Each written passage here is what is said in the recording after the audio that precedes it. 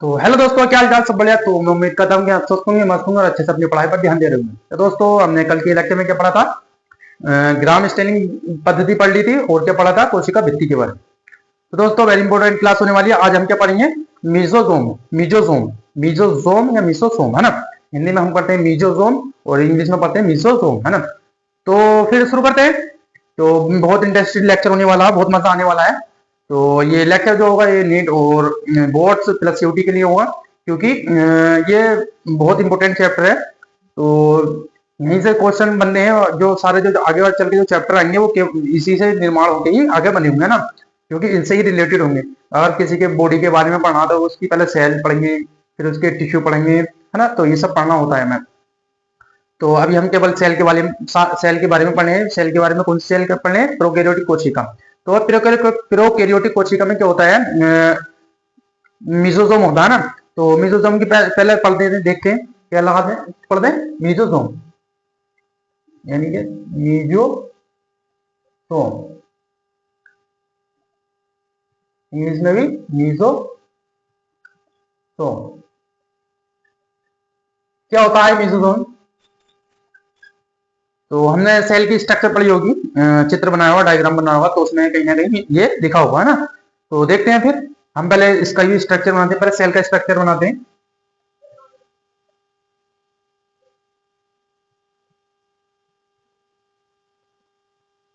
क्या थे हमारे प्रोकैरियोटिक कोशिका में? 3 आवरण थे। ठीक है, ये क्या हो गए? 3 आवरण हो गए।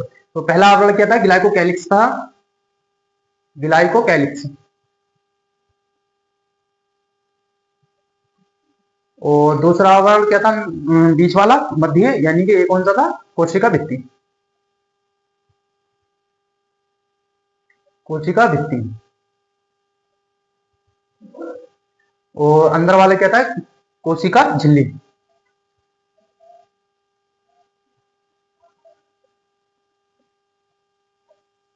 कोशिका झिल्ली। तो कोशिका झिल्ली में ही क्या होता है कि हमारे मिजोसोम पाया जाता है, जो क्या है कोशिका के जीव द्रव्य की ओर विस्तार करता है ना।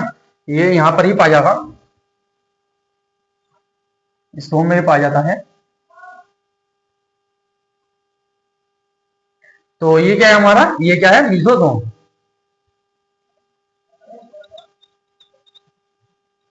यानी कि मिजोसोम, है ना? तो इसके बारे में पढ़ते हैं। तो ये क्या होता है? पॉइंट नंबर 1 लिखते हैं पहले इसका। मिजोसोम क्या होता है? मिजोसोम क्या होता है? ये कोशिका के कोशिका के जीव द्रव्य की ओर क्या होता है? इसका विस्तारण होता है, यानी कि कोशिका की झिल्ली, एक झिल्ली से बनता है, झिल्ली में ही अटैच होता है, और अटैच होने के बाद में कहाँ को भाग रहा है? कोशिका के द्रव्य की ओर क्या हो रहा है? इसका विस्तारण होता है। तो इसमें कोशिका के झिल्ली के कोशिका द्रव्य की ओर विस्तारण होता है। तो ये विस्तारण किस किस फॉर्म में होता है मैं बता दूं। या तो फिर ये हो लेमला की, यानी कि जो हमारी वो होती है पटली का, तो या तो उसके रूप में होगा, या फिर ट्यूब्यूल के, यानी कि नलिका के रूप में होगा, या फिर उसके वेसाइकल यानी कि पुटिका के रूप में होगा इसका विस्तारण, यानी कि विस्तारण यानी कि अंदर को भागना कोशिका के द्रव्य की ओर। तो लिख लेते हैं ये कोशिका झिल्ली।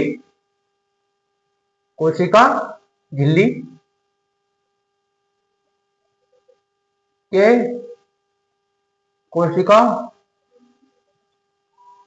द्रव्य की ओर और विस्तारण होता है। विस्तारण को माने यानी कि एक्सटेंशन होता है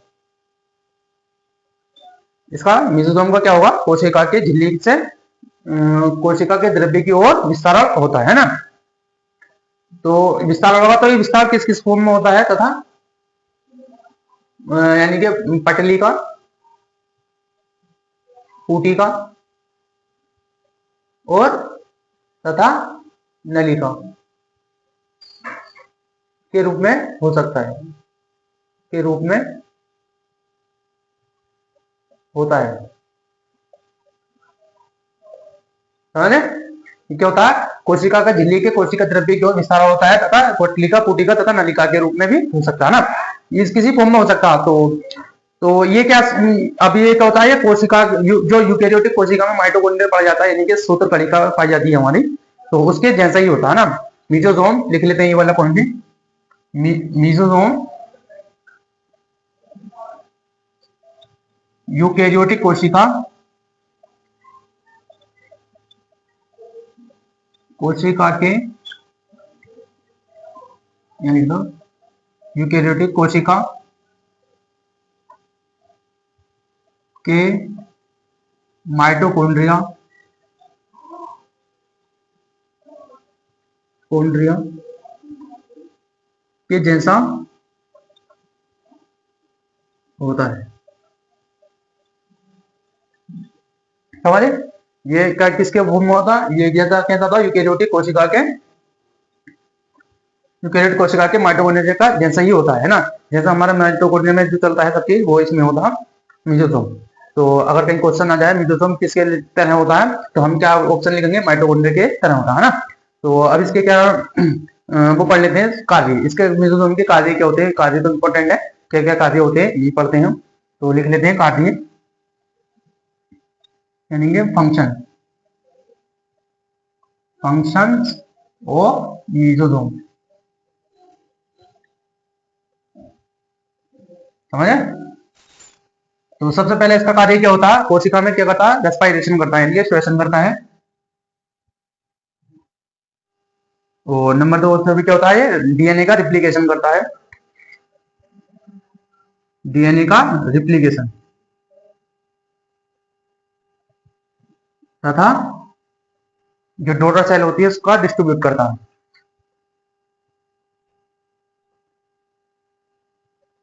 डोटर सेल का वो क्या वितरण वितरण लिख लो, वितरण करता है। और ये क्या करता है? ये क्रॉस बॉल का भी निर्माण करता है। किसका करता है? क्रॉस बॉल का यानी कि सेप्टा का निर्माण करता है। सेप्टा का निर्माण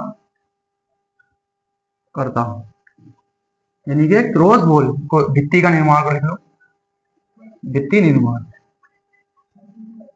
समझे? भित्ति निर्माण लिख लो। तो और काय का करता है? ये प्लास्टिक यानी कि सरफेस एरिया को भी क्या करता है? इंक्रीज करता है। काय के लिए करता है? स्त्रावण के लिए करता है, एंजाइम की मात्रा को बढ़ाने के लिए भी करता है ना। ये सरफेस एरिया को भी क्या करता है? बढ़ाता है। सरफेस एरिया को क्या करता है? इंक्रीज करता है। किसके लिए करता? एंजाइम की मात्रा बढ़ाता है। और क्या करता? स्त्रावण को स्त्रावण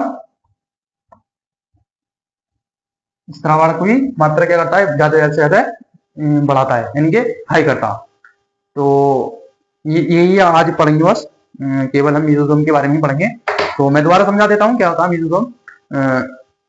मीजोसोम होता है, मीजोसोम जो हमारी प्रोकैरियोटिक कोशिका में कोशिका झिल्ली पाई जाती है उससे निकल के किसकी ओर जाता है? ये द्रव्य की ओर जाता है यानी कि कोशिका द्रव्य की ओर जाता है। और क्या होता है?